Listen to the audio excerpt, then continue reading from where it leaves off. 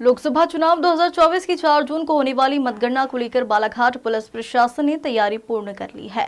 सोमवार को कलेक्टर और एसपी ने मतगणना स्थल का दौरा कर व्यवस्था की समीक्षा की है, साथ ही मौके पर मौजूद अधिकारियों को जरूरी दिशा निर्देश दिए। बालाघाट जिला निर्वाचन अधिकारी डॉक्टर गिरीश कुमार मिश्रा एवं पुलिस अधीक्षक समीर सौरभ ने सोमवार को लोकसभा निर्वाचन के तहत कलेक्ट्रेट सभागृह में प्रेस वार्ता कर मीडिया से चर्चा की। तो वहीं बालाघाट में स्थापित मतगणना केंद्र, शासकीय पॉलिटेक्निक कॉलेज बालाघाट की परिसर व स्ट्रांग रूम परिसर का निरीक्षण कर सुरक्षा व्यवस्था का जायजा लिया।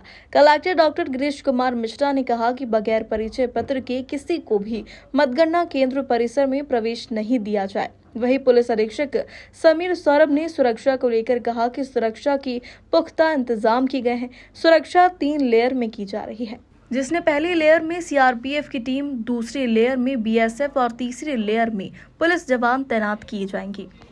तैयारियां की और कैसे? हमारे सभी विधानसभा सेगमेंट 6 विधानसभा सेगमेंट का काउंटिंग जो है हम लोग यहीं कर रहे हैं। 97 हमारे काउंटिंग पर्सनेल लगे हुए हैं ईवीएम की काउंटिंग को लेकर के। 12 हमारी टेबल से पोस्टल बैलेट की काउंटिंग को लेकर के। हमारा प्लान ये रहेगा कि 6 बजे हम लोग स्ट्रांग रूम खोलेंगे, पोस्टल का भी और ईवीएम का भी।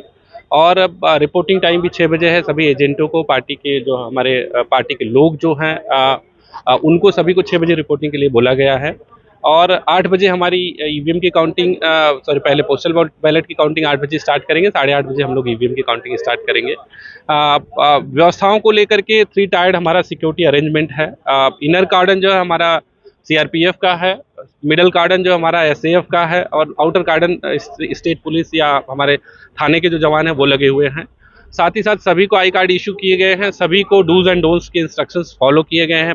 हमारे जो पोलिंग पर्सनेल हैं, काउंटिंग पर्सनेल हैं, उनकी हम लोगों ने ट्रेनिंग प्रॉपर्ली करा दी है।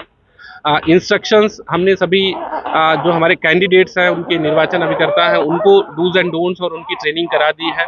तो मेरा मानना है कि सभी जगह हम लोग जो है एक अच्छी व्यवस्था देंगे और सभी से सहयोग की अपेक्षा रहेगी। तो ऐसा गर्मी लगी है, गर्मी को लेकर व्यवस्थाएं कैसे, तो ये हीट स्ट्रोक और ये सब अन्य चीजों को लेकर मेडिकल व्यवस्था है, अन्य कितने कर्मचारी ड्यूटी लगेगा? देखिए, हम लोगों ने यहाँ पर कुल 4 एम्बुलेंसेज एएलएस के साथ व्यवस्था की है। साथ ही साथ हम लोग पूरा आईसीयू बेड का सेटअप, यहाँ डॉक्टर्स, सभी तरह के डॉक्टर्स की ड्यूटी यहाँ पर हम लोग लगा रहे हैं। मेडिकल इमरजेंसी के लिए सभी पॉइंट्स पे हमारे जो भी इमरजेंसी दवाइयाँ हैं, चाहे वो ओआरएस हो, इलेक्ट्रॉल हो, ग्लूकॉन डी हो, स्ट्रेप्टोकाइनेज हो, या अटैक से लेकर के या घबराहट को लेकर के जो दवाइयाँ हैं वो हम लोग सभी पॉइंट्स पे रखेंगे।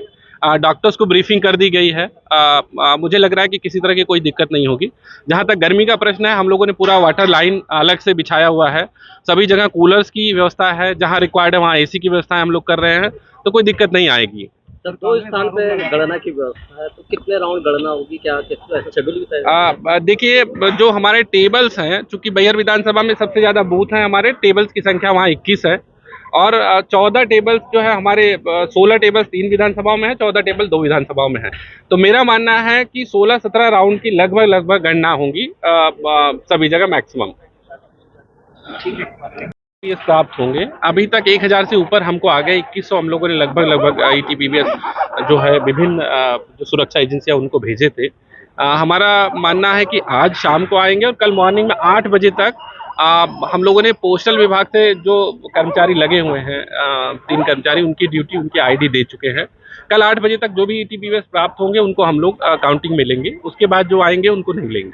सर, कांग्रेस की जो लगातार आरोप लगा रहे हैं कि मतगणना में कुछ गड़बड़ी होंगी, कहीं ना कहीं जो सत्ता पक्ष है वो प्रशासन पर दबाव बना रहा है और मतगणना में कुछ न कुछ उलटफेर होने की संभावना है, उसको लेकर देखिए, मेरा मानना है कि आयोग की इंस्ट्रक्शंस बहुत ही क्लियर हैं, सभी चीज़ें ब्लैक एंड वाइट में हैं। और आयोग का ये मानना है कि हम लोग पार्टी या कैंडिडेट्स या उनके निर्वाचन अभिकर्ताओं को जितना इन्वॉल्व कर सकें, इन्फॉर्मेशन उनके साथ जितना शेयर कर सकें, उतना अच्छा है। हम लोगों ने हर स्टेप पे सभी इंफॉर्मेशंस पॉलिटिकल पार्टीज, कैंडिडेट्स, उनको शेयर की हुई हैं, चाहे वो हमारा ईवीएम के मूवमेंट्स को लेकर के हो, चाहे स्ट्रांग रूम के खुलने को लेकर के हो, चाहे राउंड वाइज हमको अगर उनको सूची देना है तो हम लोगों ने वो सूची भी प्रोवाइड की है। इवन सिवनी जिले में भी जो हमारी 2 विधानसभाएं हैं, उन पे भी जो इन्फॉर्मेशन आ रही है उनकी सूचना देना, उसकी तामीली कराना, ये हम लोग कर रहे हैं। तो मेरा मानना है कि बहुत ही ट्रांसपेरेंट वे में सभी प्रक्रियाओं का पालन किया जाएगा, जैसा आयोग के निर्देश है। सर, कल 4 जून को मतगणना होना है बालाघाट बहुत सेंसिटिव जिला माना जाता है, सुरक्षा के लिहाज से किस प्रकार की आपकी व्यवस्थाएं की गई है? 4 जून को काउंटिंग को लेके पूरी व्यवस्थाएं चुनाव आयोग के निर्देशानुसार यहाँ पे की जा चुकी हैं। कलेक्टर साहब ने कंटीजेंसी लेवल पे भी सारी चीज़ों को ध्यान में रखा है और जहाँ तक सिक्योरिटी का एंगल है 3 टियर सिक्योरिटी का डायरेक्शन से इलेक्शन कमीशन का, जिसमें आउटर कॉर्डन पे हमारी डीएफ लगी रहेगी 100 मीटर के दायरे के बाहर, और मिडिल कॉर्डन पे एसएएफ है, इनर कॉर्डन पे सीआरपीएफ की एक कंपनी को डिप्यूट किया गया है, तो एक प्लेटून लगी है। तो ये है। उसके अतिरिक्त सभी जितने भी एजेंट्स हैं सभी पॉलिटिकल पार्टीज़ को अवगत करा दिया गया है कि क्या क्या चीज़ें आप ला सकते नहीं ला सकते। अपील ये रहेगी कृपया उसका अक्षरशः पालन करें, क्योंकि जो फोर्स लगा हुआ है वो फिर उन चीज़ों को अंदर जाने से पूरी तरह वर्जित रखेगा, रोकेगा। तो असुविधा ना हो इसके कारण यथासंभव कोई भी इलेक्ट्रॉनिक गैजेट्स न लाए जाएँ। किनको आने की अनुमति है, कहाँ तक आने की अनुमति है, ये सारी चीज़ें पॉलिटिकल पार्टीज़ को अवगत करा दिया गया है और मुझे उम्मीद है कि काफ़ी अच्छे माहौल में कल का पूरे counting process complete line of order के लिए क्या व्यवस्था है, क्योंकि जैसा जहाँ होता बाहर हुजूम रहता है उसको कंट्रोल करने की? जैसा मैंने बताया लगभग 600 का बल सिर्फ जिला बल का लगाया गया है और इसके अतिरिक्त सीआरपीएफ एसएफ का अलग बल है।